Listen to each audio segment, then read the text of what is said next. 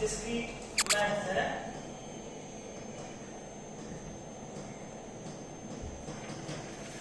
तो बेटा इसमें पहला है आपका that is set theory.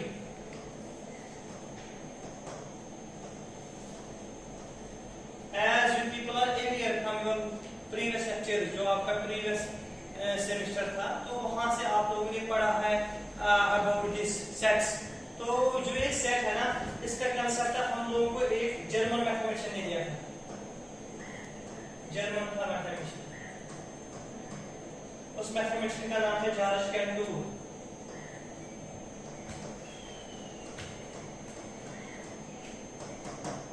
It was a German mathematician named as George Cantor. तो बेटा जॉर्ज कैंटूर को कहते हैं father of set theory. Father of set theory, जो सेट है ना, सेट का जो फादर है दैट इज जॉर्ज कैंटूर। अब बेटा जॉर्ज कैंटूर ने क्या कहा इस सेट के बारे में? जॉर्ज कैंटूर कहता है कि सेट है ना, it is collection of objects. लेकिन जो एक कलेक्शन है ना, it must be well defined. ये मेन पॉइंट है इसमें। जो सेट है it is collection of objects but the collection must be well defined.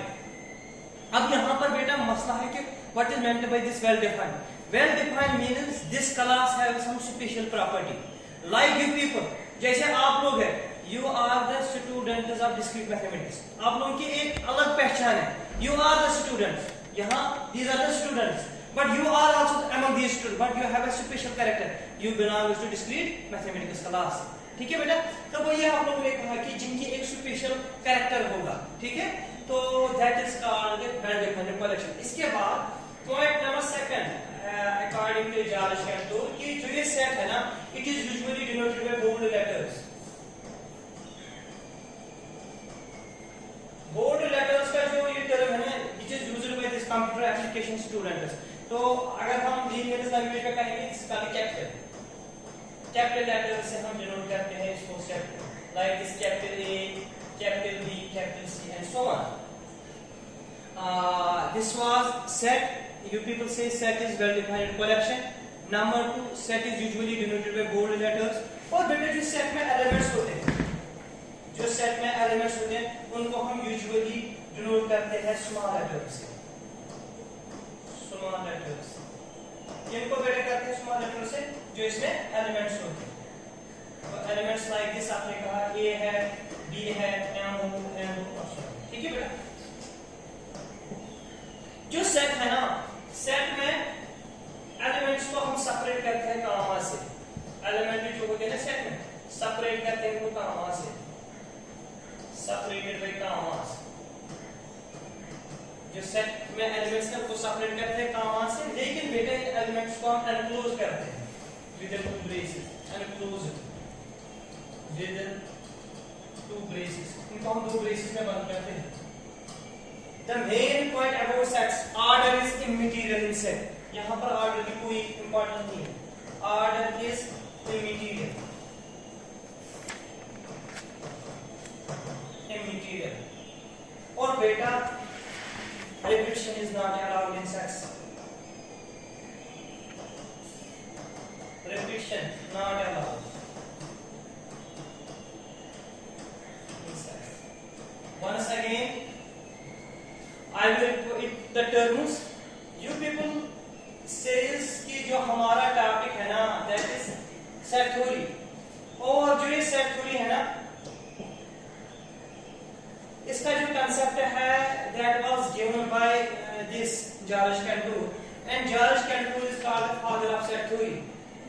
German mathematician George Cantor, this is called the father of set theory. Then you people are saying that this set is actually collection, but collection must be well defined. The term well defined means a special character, a special property. And जो एक set है ना, इसका हम denote करते हैं usually bold letter से। इसमें जो एलिमेंट्स होते हैं उनको हम सबस्क्रिप्ट से डिनोट करते हैं, स्मॉल लेटर से। उनको हम एनक्लोज करते हैं दो ब्रेसेस में, सेपरेट करते हैं कामा से। ऑर्डर इज इमैटेरियल और बेटा इसमें रिपीटिशन नॉट अलाउड है। If we see an example like this, A equal to beta this 0, 6, 7, 8 and 1. This is a set and this is a set of elements. If we say like this B, तो आप लोग लिखा sir M N O. This is again a set. This is set of alphabets. यहाँ पर जो collection है, it is collection of numbers. यहाँ पर जो बेटा है, it is collection of alphabets. This becomes a set. है ना? अगर आपसे मैं पूछूं like this C is equal to 1, 1, 1, 2 and 2. Is this set? You people are saying that sir in set repetition is not allowed. We can write down this like this 1, 2. यहाँ तक clear? This was all about what is meant by the term set. इसके बाद थोड़ा इस पे concentrate करेंगे आप लोग. Cardinality of a set. Cardinality of a set. Simply जो कार्डिनलिटी है ना, अगर आपके पास बेटा सेट A है, इसकी कार्डिनलिटी हम ऐसे डिनोट करते हैं n of A, या इसको हम ऐसे भी लिख सकते हैं. This is what called the cardinality of a set. और बेटा what is meant by this cardinality? Cardinality means number of elements in a given set. Number of elements in a given set. एक set में कितने elements हैं? That represents the cardinality of a set.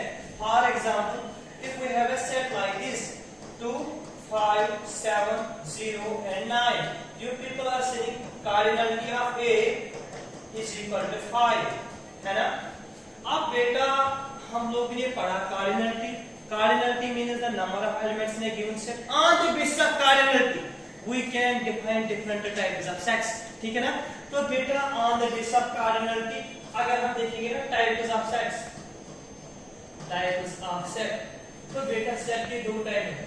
One is called finite set and infinite set. तो what is meant by this finite set? अच्छी term याद रखना. Finite set means a set whose cardinality is defined.